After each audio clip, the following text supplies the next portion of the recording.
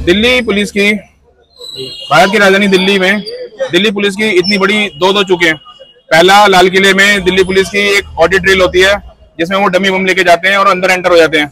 Sir ये कानून एक नंबर का इस तरीके से बेकार है। जो डोमे बम लेके गया, क्या पता कल को 15 अगस्त को ओरिजिनल बम भी जा सकता है। कितने हजारों लोगों का नुकसान होगा, कितने लोग मारे जाएंगे। और यहाँ पे दिल्ली में आम स्नैचिंग, आप यहाँ से पुलिस स्टेशन जाओगे, हजारों लोग अपनी शिकायत लेके जाएंगे कि हमारा फोन चोरी हो गया, स्नैचिंग हो गई, ये सब। इस पे ये सरकार कोई एक्शन नहीं लेती। रेखा गुप्ता ने वादा किया था वहाँ के, जो कह रहे थे कि हम नदी भी साफ कर देंगे, सब देखेंगे। केजरीवाल पे इतने सवाल उठा रहे थे कि भाई नदी साफ करो, नदी साफ करो। अब नदी का तो पता नहीं, लोगों के बेचारों के मकान जरूर साफ कर रहे हैं वो गरीबों के मकान साफ कर दिए, लेकिन नदी अभी तक साफ नहीं है। चैन स्नैचिंग अभी भी है, मर्डर, ये सब दिल्ली में आम बात हो चुकी है। इस चीज पे मैं तो कहूँगा सरकार को अच्छे से एक्शन लेना चाहिए। कल भारत के एमपी जो संसद में रिप्रेजेंट करते हैं पूरे स्टेट को, उनके संग चैन स्नैचिंग की घटना होती है एम्बेसी रोड पे, चाणक्यपुरी में। तो आम आदमी के कॉन्टेक्स्ट में दिल्ली की जनता उसे किस तरीके से देखती है? जब वो सेफ नहीं है तो क्या गारंटी है हम जनता सेफ है? हम भी सेफ नहीं है। जब सरकार एक्शन ही नहीं ले रही तो इस पे तो सरकार को बुराई बोलेंगे ना, सरकार पे सवाल उठाएंगे हम। जब उनकी चेन स्नैचिंग हुई, क्या गारंटी कि हमारे गले से कोई चेन नहीं जाएगी, हमारा मोबाइल चोरी नहीं होगा? क्या गारंटी है? आजकल तो भारत में ये ट्रेंड है, जो सरकार के खिलाफ बोलेगा वो गद्दार खिलाएगा। मुझे आप ये बता दो कि मैं किस तरीके से गद्दार हूँ, मुझे साबित कर दो। अभी इन्होंने वादा किया था रेखा गुप्ता ने कि हमारी सरकार आएगी तो हम गरीबों की झुग्गियों को हाथ भी नहीं लगाएंगे, तोड़ेंगे भी नहीं। अभी आप बता दो कितनी झुग्गियां टूटी हैं। झुग्गियों को छोड़ो, जो स्टे लगा हुआ मकान है, जिनके पास कागजात हैं, वो मकान भी नहीं छोड़ो, उन्होंने उनको भी तोड़ दिया। अब यहाँ तो सरकार गलत है, यहाँ हम कहाँ से गलत है? या आप हमें साबित करो कि हम कहाँ से गलत है, हम सॉरी बोल देंगे।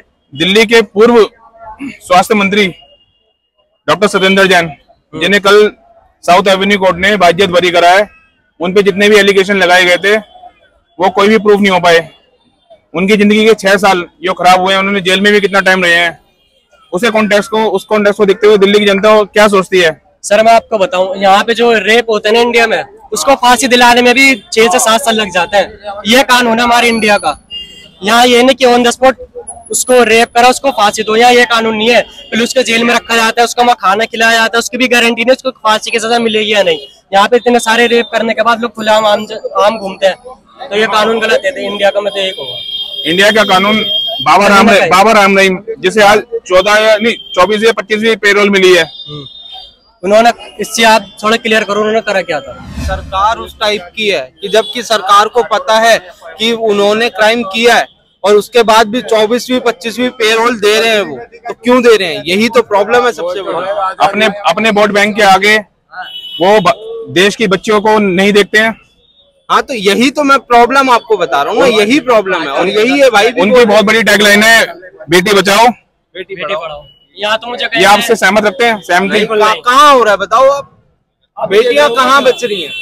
आप बताओ ना, बेटियां कहाँ बच रही हैं? अगर बेटियां बच रही होती तो वो 24वीं 25वीं पेरोल पे कैसे बाहर आ जाए? भैया बेटी है नहीं, अब लड़के भी नहीं बच रहे हैं। मैं जब भी जैसे मैं इंस्टा खोलता हूँ, या तो किसी लड़के का रेप हो जाता है, या किसी ना किसी का पति नहीं मर जाता है। हाँ, ये चलता है।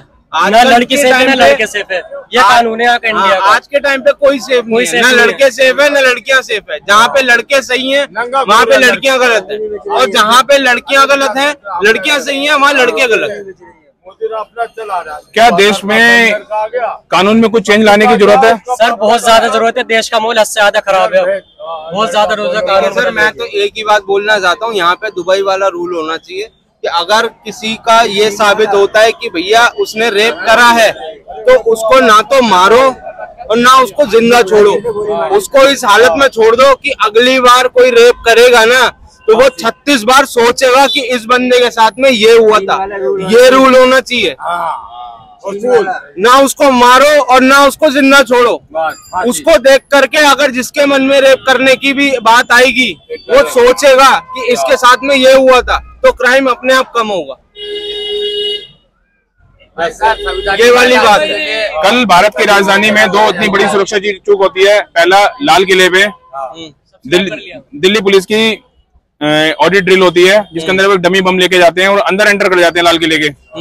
और सुबह सुबह एमपी एम्बेसी रोड पे टहल रहे थे, उनके संग चैन स्नैचिंग हो जाती है। 2 महिला एमपी हैं, उनके संग चैन स्नैचिंग हो जाती है। तो दिल्ली के कॉन्टेक्स्ट में आप उसे किस तरीके से देखते हैं? तो वो गलती किसकी है? गलती किसकी है? वो जब इतनी सिक्योरिटी है, हाई टाइट सिक्योरिटी है, उसके बाद में ये सारी चीजें हो गई हैं, तो फिर गलती किसकी है? 48 घंटे होने को है, अभी तक कोई अरेस्ट ही नहीं हुआ उसमें चैन स्नैचिंग। तो वो गलती किसकी है? गलती है ना। 100 मीटर में 200 मीटर में लगा रखे हैं, क्यों लगा रखे हैं? 10-20 मीटर में लगा रखे हैं, क्योंकि मोदी आ रहा है, ठीक है। 10-20 मीटर में कभी इतना पैसा खर्चा हो रहा है, कर रहा है वो, है तो लगा के रखो। कहने का मतलब पूरा लगा दो, पूरा घेर दो, है। मोदी आ रहे हैं प्रधानमंत्री, पूरा लगा घेरो। 1000 क्या 2000 और पुलिस वाले को मंगवाओ, कैसे अंडर हो जाएगा? बहन चोद गाली निकाली हो जाता है। अच्छा, 4 दिन पहले 4 दिन पहले SSC का एग्जाम, बहुत सारे युवा नहीं मैं आपको तो नॉलेज होगी थोड़ी। हाँ, 4 दिन पहले SSC के CGL का जो प्रोटेस्ट हुआ था, भारत सरकार ने पुरजोर कोशिश की थी उस प्रोटेस्ट को दबाने की, जिसमें बड़े बड़े टीचर यूथ के लिए उठ के आए थे। उनको पैसे की कमी नहीं है, कुछ नहीं है, वो ऑलरेडी फेमस है। कई लोगों ने ये बोला कि वो अपने फेमस होने के लिए यहाँ प्रोटेस्ट में आए हैं। एज ए यूथ आप उसे किस तरीके से देखते हैं? सबसे पहले सर, आपने एक बात कही थी कि अभी अगर कोई गवर्नमेंट से सवाल पूछता है तो वो देशद्रोही है। अगर किसी ने कॉन्स्टिट्यूशन पढ़ रखा है तो उसको ये पता है कॉन्स्टिट्यूशन में सबको हक है, सबको राइट है कि आप गवर्नमेंट से सवाल पूछ सकते हो। अगर कोई भी यहाँ पे वजीर आला है तो अवाम को पूरा हक है कि वो गवर्नमेंट से सवाल पूछ सकता है, वो उसका हक है। बाबा साहब को जो संविधान है उन्होंने हक दे रखा है कि हर अवाम, हर कोई भी लोग सवाल पूछ सकता है। सबसे फर्स्ट ऑफ ऑल तो ये था। सेकंड में बताना चाहता हूँ प्रोटेस्ट। अभी नीट का पेपर लीक हुआ था, आपने सुना होगा। नीट के पेपर जो भी लीक हुआ, अभी तो किसी का नाम नहीं आ रहा अंदर, क्यों नीट का पेपर लीक हुआ, क्या हुआ, कुछ भी नहीं हुआ। यूपी में स्टूडेंट छात्रों पे लाठीचार्ज होता है, उस पर कोई MP कुछ भी नहीं, किसी को एक्शन लेना नहीं क्योंकि छात्रों का। अभी SSC का जो प्रोटेस्ट हो रहा था, ये SSC का जो एग्जाम है, मैं आपको बताता क्योंकि मैं खुद अभी मैं उसकी तैयारी कर रहा हूँ। मैं आपको बताना चाहता हूँ SSC का जो सेंटर होता है, तो सेंटर इतना दूर होता है। प्लस अगर आप एग्जाम देने के लिए आते हो ना, अगर आपके पास बैग है तो बैग का जो वहाँ सिक्योरिटी गार्ड है या जो भी वो सब कुछ देख रहा है, तो आपसे कहता है आप 100 रुपए दे दो, बैग यहाँ पे रख लो, ठीक है। इसके बाद ये अगर आप उनसे कुछ और भी मांगते हो कि मुझे मतलब वॉशरूम बेटर चाहिए, कुछ और भी चाहिए, तो उन सबके नीड के वो पैसे मांगते हैं। ये हो रहा है गवर्नमेंट में, जो सच्चा है मैं ये बता रहा हूँ। अगर आवाम या स्टूडेंट कोई भी अपने हक के लिए आवाज उठाता है तो क्या होता है? उन पे लाठीचार्ज। कहाँ का संविधान है ये? हमें तो ये हक से बाबा साहब को जो संविधान उन्होंने दे रखा है, हम अपना हक मांगे गवर्नमेंट से, उस पर अगर लाठीचार्ज करना तो बताओ। अगर यूथ को इसी तरीके से दबाया जाएगा तो कल आने वाले समय में देश को कोई IAS मिल पाएगा, कोई IPS मिल पाएगा? फिर बड़ी बड़ी जो ब्यूरोक्रेसी वाली जॉब्स है उसे कौन हैंडल करेगा? देखिए, सबसे पहली बात, अभी देखिए 2014 के बाद मैं किसी का नाम नहीं लेना चाहता हूँ। सबसे फर्स्ट इनको सिर्फ एक चीज है, इनको मंदिर मस्जिद करना है। जो अभी न्यू जनरेशन है, इनके दिमाग में ये डाल दिया है भाई इसके धर्म देखो, ये तुम्हें अगर इस धर्म के लोग दिखे ना तो ये दहशतगर्द है, ये आतंकवादी, ये टेररिस्ट है, इसको है ना कपड़े देख के पहचानो। अभी एक बयान भी आया था, अभी एक स्पीच दी थी कि इनके कपड़े देख के पहचानो ये कौन है और ये क्या कर रहे हैं। ये मानसिकता आप अवाम के अंदर, मतलब जो यहाँ के लोग हैं उनके अंदर डाल लो तो कैसे जनरेशन कैसे आगे करेगी? फ्यूचर कैसे अपना इंडिया का ब्राइट होगा, ये बताओ। क्या भारत एक धर्मनिरपेक्ष राज्य है? क्या ये किताबों में लिखा रह गया है आज के टाइम में? यही तो मैं सबको बताना चाहता हूँ, क्योंकि हमारे इंडिया में डेमोक्रेसी है। इंडिया की खूबसूरती ये है, इतनी बढ़िया।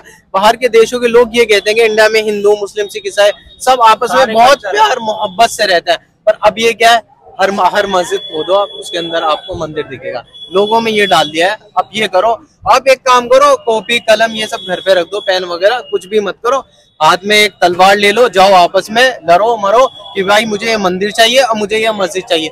ये रह गया जनरेशन में, यही करवाना चाह रही हूँ तो लग रहा है। ओके, आप इंटरनेशनल, एक मिनट, क्या दिल्ली का चांदनी चौक मार्केट है, उसे अभी करंट गवर्नमेंट ने कुछ मार्केट्स को यहाँ से शिफ्ट करने की बात की है, आप उससे क्या वो रखते हैं इत्तेफाक? ये सही है, लेकिन ये है कि जैसे ये मार्केट है, इसको जैसे यहाँ पर बनाया गया तो इसे सारे मार्केट को एकदम फैसिलिटी दिया जाए।